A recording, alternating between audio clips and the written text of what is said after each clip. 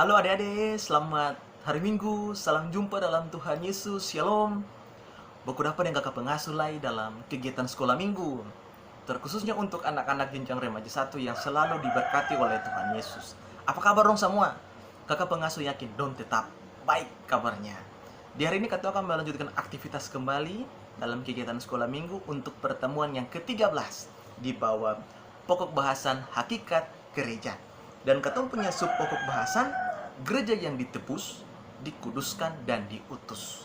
Kita punya 5 pembacaan firman di hari ini yang terambil dari Yohanes 17 ayat 6 hingga berakhir pada ayat yang ke-23.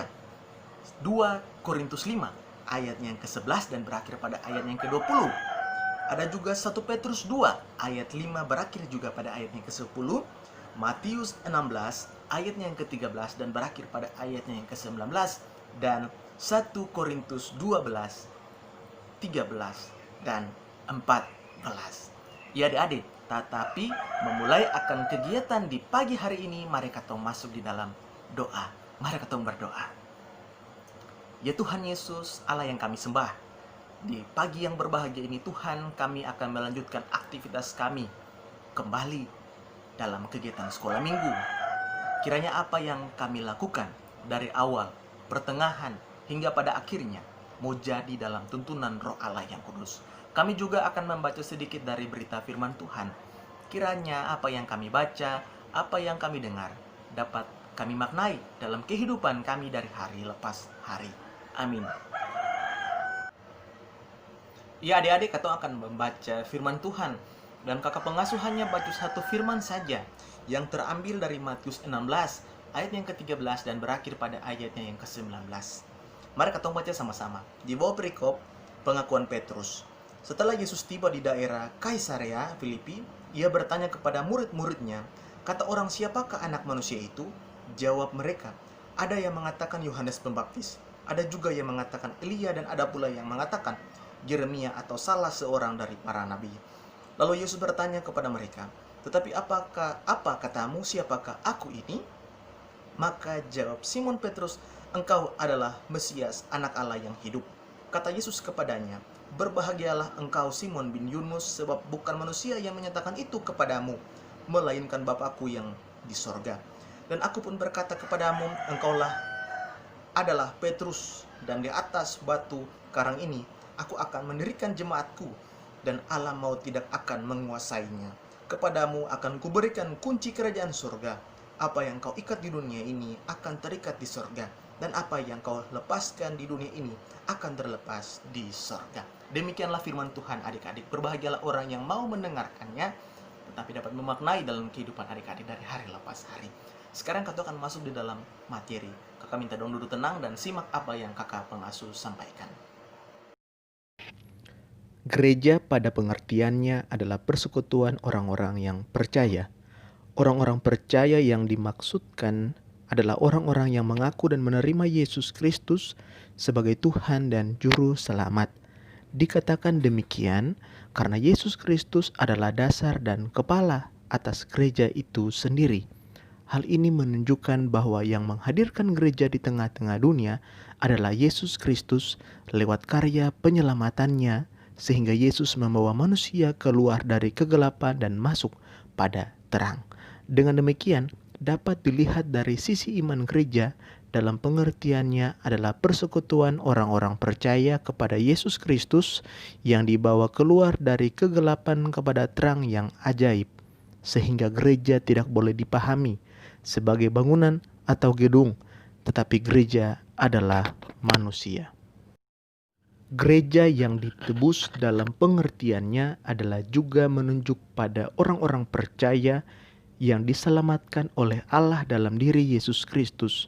Untuk itu penebusan dalam 2 Korintus 5 ayatnya yang ke-11 dan berakhir pada ayatnya yang ke-20 dengan tegas menguraikan tentang pribadi Yesus yang menyelamatkan orang-orang berdosa yang percaya kepadanya.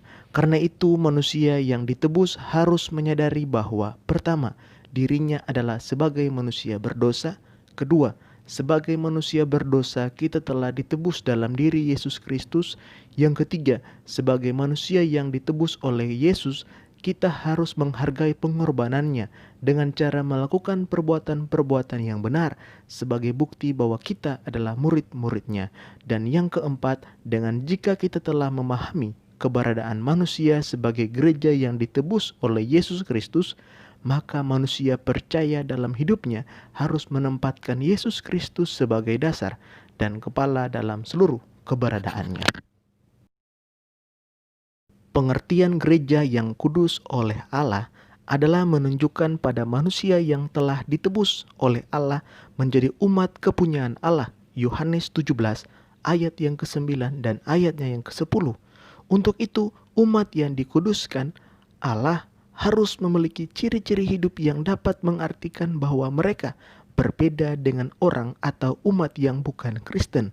Ciri-ciri hidup gereja yang dikuduskan yang dapat membedakan kita dengan orang lain antara lain: pertama, rendah hati; kedua, jujur dalam berkarya dan bekerja; ketiga, sopan dalam tutur kata; keempat, berpikir yang dewasa dalam mengambil keputusan; yang kelima, bekerja keras, tidak menjadi anak-anak harap gampang; dan yang keenam, rajin beribadah serta selalu mengucap syukur dalam segala hal.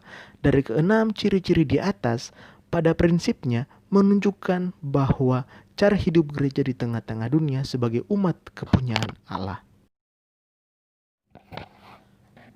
Gereja yang diutus berdasarkan Markus 16 ayatnya yang ke-13 sampai ayatnya yang ke-14 menunjukkan pada tugas pemberitaan Injil. Pada ayat yang ke-15 dikatakan bahwa beritakanlah Injil kepada seluruh makhluk. Hal ini menunjukkan pada tanggung jawab yang harus dijalankan oleh setiap manusia yang adalah warga gereja sendiri. Oleh sebab itu, dapat dipahami bahwa tujuan gereja yang diutus ke tengah-tengah dunia adalah untuk memberitakan Injil.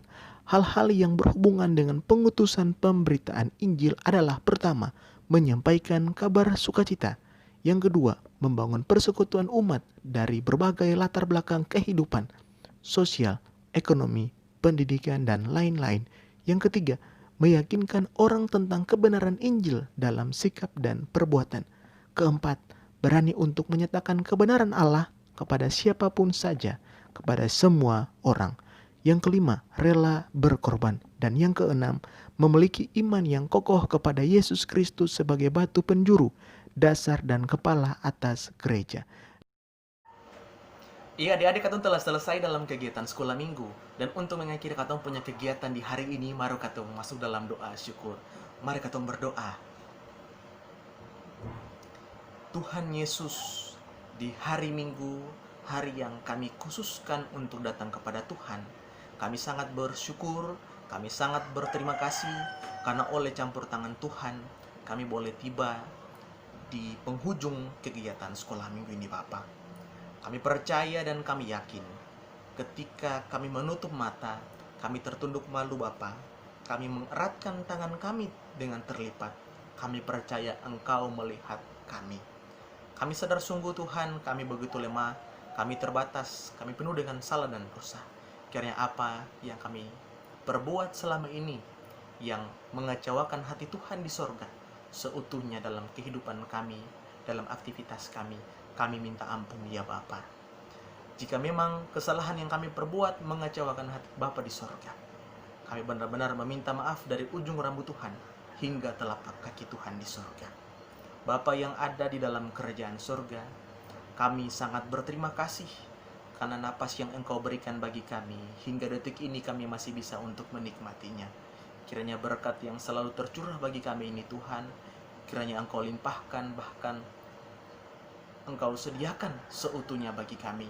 Dan yang paling khusus, berikanlah kami semua umur yang panjang, kesehatan yang baik, berkat yang melimpah, serta jauhkanlah kami daripada mara bahaya hingga kepada maut sekalipun ya Bapa.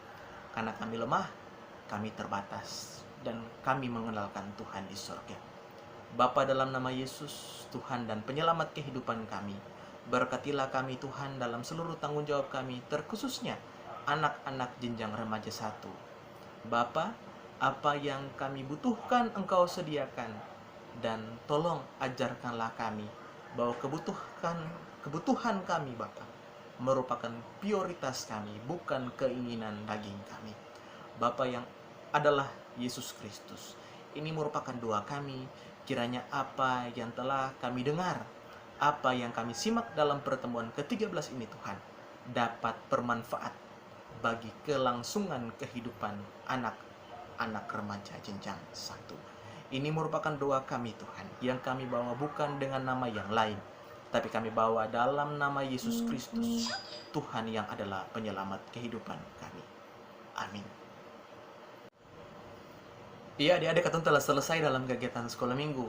Untuk pertemuan yang ke-13, kakak pengasuh meminta maaf jika ada kesalahan-kesalahan teknis ataupun pembuatan video yang kakak pengasuh buat tidak berkenan di hati adik-adik. Seutuhnya kakak pengasuh meminta pengertian baik untuk adik-adik jenjang remaja 1 yang selalu diberkati oleh Tuhan. Terima kasih, Shalom.